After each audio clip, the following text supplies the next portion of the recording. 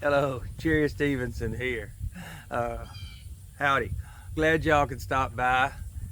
This is my first video, so yeah, bear with me. I'm laughing at myself because I turned the camera on and it said for clearer videos, clean camera lens. And I thought to myself, yeah, that's pretty good advice. I think I'll take that. So I did that, and yeah, I'm in the shade. May not see my face that good, but you can see it good enough. You may not want to see it too close up. Anyway, my friends have been calling me. I told them about a poem I wrote about a horse I had when I was little bitty growing up. And sometimes they call me and go, hey, we're sitting around the campfire. Could you tell that poem to us? Or either we're sitting in the shop today. It's snowing outside.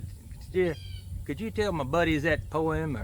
Or I've even said, we're driving down the highway and got my son-in-law with me. I want you to play that, tell me that poem for him. I said, all right. So here's the way it goes. It says, he was born right there on the farm. When he was big enough, I rode him bareback with a feed sack string I'd found in the barn. When I rode by the window, my mother was sure surprised. He had never been ridden before. She couldn't believe her eyes. She was scared to death because she knew he'd never been rode. She clasped her hand around her mouth for fear she'd holler and I'd be throwed. But from the time I was a youngster until after I took a wife, that old horse was a big part of my life. I roped calves on him. My wife ran the barrels too. Heck, there wasn't anything he couldn't do. He was fast and he loved to race. 69 Timpson Frontier days, he won first place. One summer day I saw him laying in the sun. It was the end. His final race was run. As I gently laid the rope over his head, I looked in his eyes, and this is what I said. When I'd shake the feed bucket, you'd be right by my side. Except for somehow, when you knew I wanted to ride. Well, old buddy, this is one time you won't run from me. I hooked onto the tractor, dug in the edge of woods on the big oak tree. The buzzards and the coyotes ate on him until they got fat. I didn't bury him because I didn't want to waste a good horse like that. Thank you. But some people have wondered how it was that I said he had never been rode before. Well, that's exactly true. He hadn't. And here's what happened. He was born with really long legs. I mean, everybody looked at him and go, man, that horse, he ain't nothing but legs, you know. And so that served him well later on in life, though. So one day I was asking my daddy, I said, when are we going to break him where we can ride him? And he's like, we're too heavy to break him. He's not big enough to break yet. We don't need to be doing that. That might hurt him, you know, it's just too early. And but I wasn't but 140 pounds when I married. And so I probably wasn't didn't weigh too much back in those days because I was little. I was a young little bitty squirt. And so one day I was walking out there in the pasture and I seen him laying down, and I walked over to him and he didn't get up. Well, there's two reasons a horse don't get up when you walk up to them. One is they're either lazy and the other is they're very comfortable with you walking up to them. So I walked up to him, I got on him, and boy, when I did, he stood up, you know, just took his time. I mean, he got up, and I'm like, oh, what do I do now? I had been leading this colt. Now, I didn't tell this. I've been leading this colt since he was little bitty. I didn't have, back in those days, we didn't have a lot of stuff to play with. We didn't have them iPads and Nintendos and all that stuff. I had a striped tiger. I had a striped cat. I named Tiger. I had a long-legged dog. I named Lanky. And I had this horse. And I named him Fever. And I had forgotten why I named him that for a long time. I forgot why I named him that. And I kept wondering, why did I name a horse Fever? And one day the kids, I had to take one of them's temperature. And when I reached, I've been wondering 20 years why I named him Fever. And as I shook out the thermometer, I looked at the thermometer, and the mercury in there was kind of silvery and gray, kind of the color of that horse. So I named the striped cat Tiger, I named the tall dog Lanky, and I named him Fever. I guess going by color and shapes and things. And so Anyway, it was old Fever is what we called him, but my daddy never would call him Fever. He knew I liked that horse so much, and he was always picking on me. He called him Crow, short for crow bait.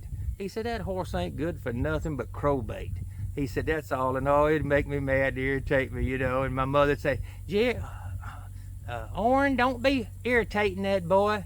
And yeah, he'd call him Crow, and then everybody else got to call him Crow, so finally I just had to accept that. But no, if it had been black, I'd have named him Crow, but no, I named him Fever. And so I got on him, he stood up, and I said, what do I do now? Well, I reached in my pocket, and I found a feed sack string. And that feed sack string was the kind they used to sew up a 100-pound sack of feed with. Yeah, that's right, a 100-pound sack of feed. Now, that was back when men was men, and a lot of guys could handle that 100-pound sack of feed. Well, anyway, it was a pretty good sized twine. And so I looked over there, and I thought, well, what do I do? So I took this string and I reached out and I tied it around his neck. And when I tied it around his neck and I put a little pressure on it, since he had been led, he just ran right away. Some people find that hard to believe, but there's horses that are that gentle. If you've been messing with them when they're little, yes. And I led him, I just reined him around, and I said, I looked down and I thought, oh, I'm mighty high. How do I get off here now? I mean, that's how tall he was and how little I was. But I thought, I'll ride to the house. There's a plank fence around the back of the house, and I'll get off on that plank fence. And so I rode him up to the house, and I hollered, I said, hey, Muddy. Now, there's another story I got to explain. Why did I call her Muddy? Well, I always called her Muddy. I called her Muddy till she passed away. She's an older woman, and I just always called her Muddy. My brother called her Muddy. I grew up thinking that was what you're supposed to do, and I think he got that from a cousin that called his mother Muddy. And so I called my grandmother, I called her, yeah, you guessed it, Grandmuddy. And I called my father, my grandfather, I called him Grandfoddy. I just always did it. And so anyway, I rode up there and I hollered, hey, Muddy. And she come to the window and she looked out and saw me. We had the windows up. It was in the summertime, and we didn't have air conditioning back then. She was trying to catch a breeze. We had the windows up, so she walked there and looked out at me, and she goes, like that right there, because she was afraid if she hollered it might spook him, but nah, it didn't. So anyway, and he grew up. We sent him off to roping school. He went to, yep, they got a school for horses. They taught him roping and everything. And when he got back, yeah, we roped on him. My wife ran the barrels, poles, flags, all that kind of stuff. It didn't bother him. It did not mess up his horse roping, that's for sure. So he was a dandy horse, and he was absolutely the fastest thing around. And people would show up and got a horse and say, hey, here you got a fast horse, and we just have to settle that matter, you know. And so he did. It was a 3-day event in Timpson, Texas one time.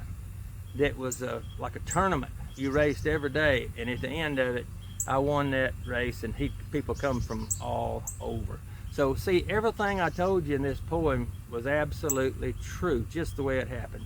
And even the time I found him in the pasture, I found him past that, died, and I come in and I told my wife, I said, old Fever died today. And she said, oh, what do you think? And I said, that's what I told him. I said, that was one time he wasn't gonna run from me. And but I mean, I had that horse for a long time I was little, till, like I said, after I was married, a long time. So he lived to a ripe old, he got to a good age. He was an old horse, but he lived his life out right here on the farm. My daddy sold him one time, and I said, Daddy, what'd you sell my horse for? And he said, son, that wasn't your horse. And I'm like, yes, he was. And I started crying, and I was, you know, and he's like, I'll tell you what, if the guy I sold him to, which was my cousin, one of my cousins, he said, if he ever wants to sell him back, I'm gonna buy him back for you. And I said, really? How long are we gonna keep him that time? And my daddy said, we're gonna keep him till he dies right here on this place. And that's exactly what happened. My daddy kept his word about that horse. I just thought he was mine, but he wasn't.